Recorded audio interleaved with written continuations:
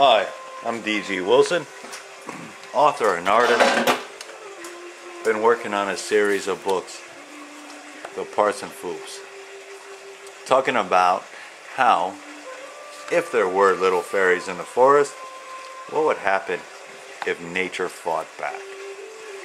I'm going to read to you a little bit from my newest book, the Partsnfoops and the Blint. This is the second part of the series, the Partsnfoops. Here's an introduction for children, fully colored and illustrated. A short part that talks about the Partsnfoops, how they interact, how they work with nature, and how they live and hibernate. Okay? Now, this book is for slightly older children. Not too old. Second, third grade. The Partsnfoops and the Blint. Written and illustrated by D.G. Wilson. Let me read some of it to you now, please.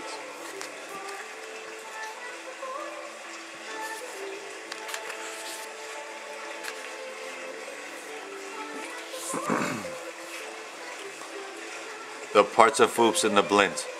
The woods grew unnaturally dark. Wind tore the leaves off our oak tree, even bark. Storms brewed and bubbled. It was stark. Torrents of rain nearly drowned us. Still that was not enough. The monster was massive, terrible, teeth yellow, made the Foops tremble. Hands mighty cost most fellows. Named Blint, and the story follows.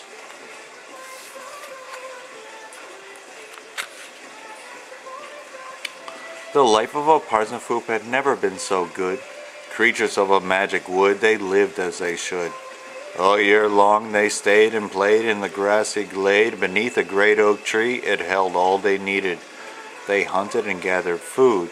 Even seed was planted.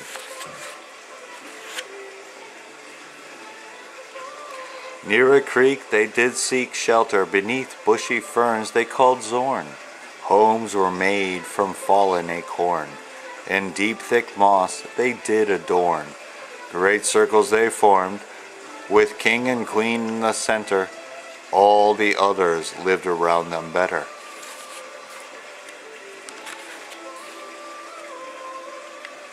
Each day brought new challenges and joy. Each season brought growth for Foop, girl, and boy. In the spring, when the rains came, the Foops would rise and sing. To the wood they sang. Friendships of old were united again with fame.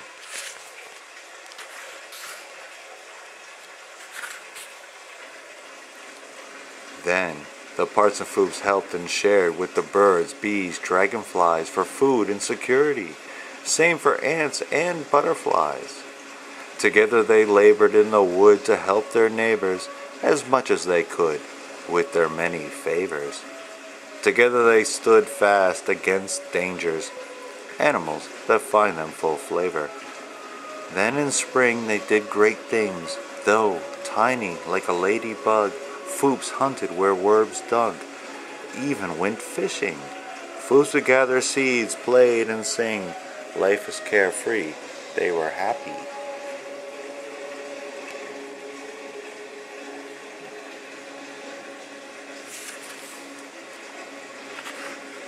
Animals that found the Foops tasty were quite a many. There were deers, moles, bullfrogs, squirrels, wasps, bear, and insects aplenty. Worms, mosquitoes, praying mantis had a taste for the Foop bliss. Even the wolf spider, scorpion, and all that hiss gave the Partsnfoop harps a start, but they were quick, and the malice would often miss.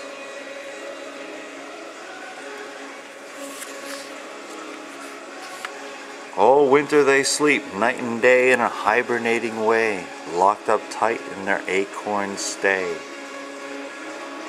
But around the month before May, the Partsnfoops danced, sang and swayed in celebration of them and their friends' unification. In summer there was more danger. The wasp would find the friendly honeybees and were haters.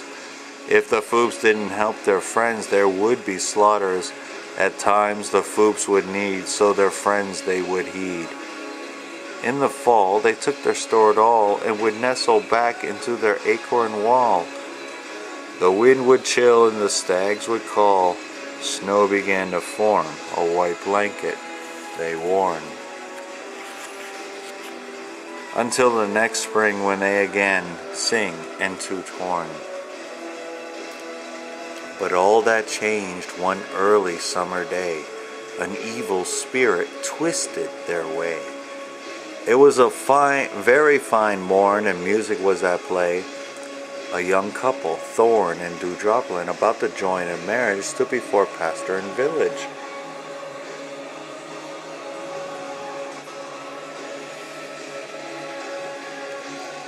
While old Blint the Hermit lived lone in nearby woods, he found a single friend he needs, the hunter, a bloodhound. Together they lived way off the beaten track in a shack far from town. They had a peaceful life, hunting and fishing, trapping. All they wanted was in the wood, life-sustaining.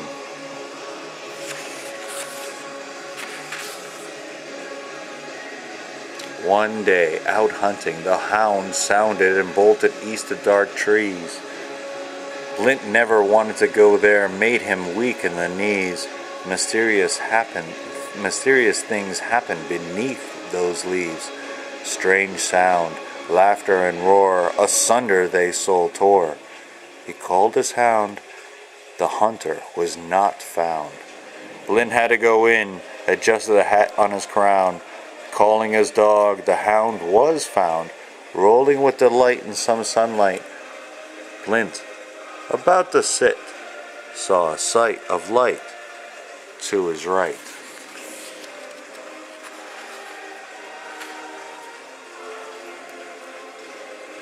After a slight fright, the lights danced like bugs and seemed to squeak. 'Twas too early for fireflies. His curiosity was piqued. Blint got down on knee. Under the ferns did he peek by the creek.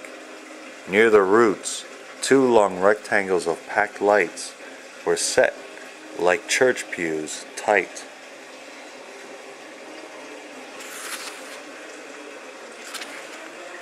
The Foop ceremony was disrupted by a giant that interrupted. Instantly all flew. Like cinders of fire they erupted. In all directions they moved this way and that. A good way to keep predators from getting fat. Thousands of little lights zipped and zoomed up. They went every which way. Blint had to duck. After a minute he tried to catch his breath. Like a squall all took flight. Blint felt their might. Shut his eyes and lost his sight. Then he flailed and was nailed by Foop assail. The next stage of Foop defense was attack.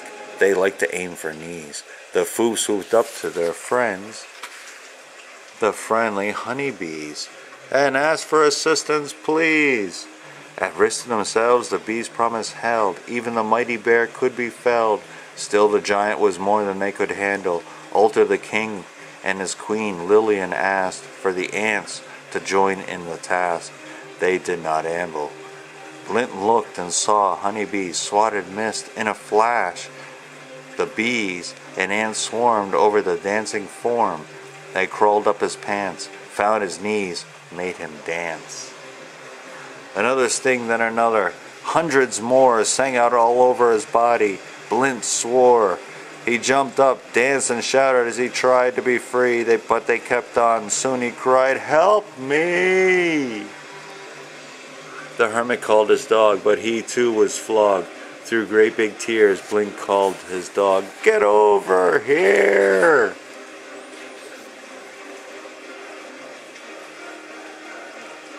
But the dog fought his own bees to get near. They decided to flee, get through the wood. Blint did plead. Both dog and man thought, "Save me!" Zipping and zooming, Foop still flew around his head. He heard voices shouting, but not what they said. Swatting and shooing, he lost what he was doing. Still deftly, Blint got some in jar while running. Those lost Foops were named Plenta, Woodtra, and Mosting. He called back to his dog that he was leaving. The hunter was glad, 'cause he was yelping.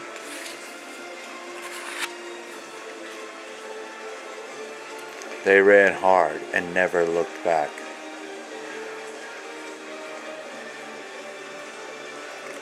When the two ran off, the Foops, bees, ants cheered. They drove off their biggest worry, one very dear. They thought it was over, no more to fear.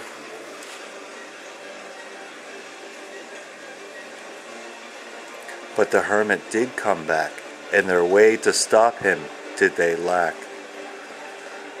The Hermit limped back home, his dog whimpered behind. Curse those deep dark woods, never know what you'd find. Home was dark by then. Blint lit a few candles. Shaken, he lifted the potbelly's handle. He needed to make a cup of strong hot tea. Each member did remember their attack. Blint sat back, the hunter looked sacked. Blint really needed a cup of strong tea. Got up and tended his need. Lit the tender, got water from the stream. Filled the pot up to the top, sat with a plop. Waiting for the steam to scream, the man thought.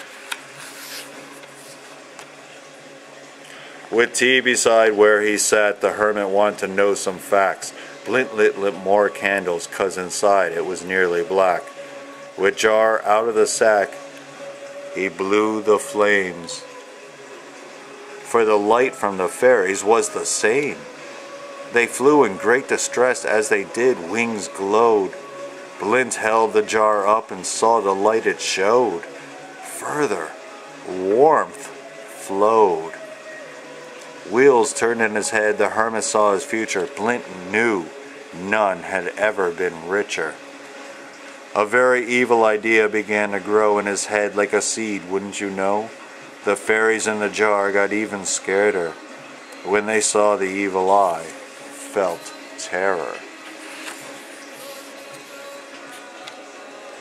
After a second cup, he decided that they were going back unsighted. Learning about them, he was single-minded. That night, Blint had a mind set. He thought they were special and would bet.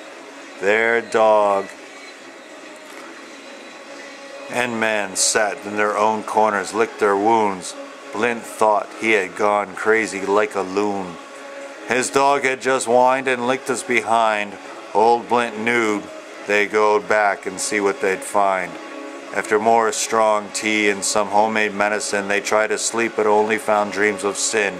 Before dawn the next morn, they awoke prepared. First jars with small holes in the lids for air.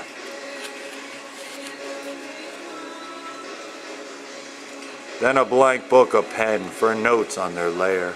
He also gathered a spyglass, thick gloves, an extra sweater, high boots too, lots to lug. Wide brim hat if the weather turned unfair.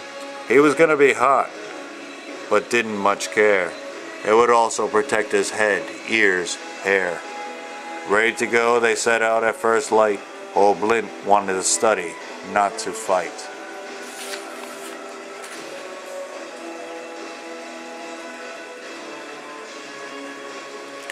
Now this book is available online. I'm going to show you some more about what happens. I'm going to skip ahead a little bit.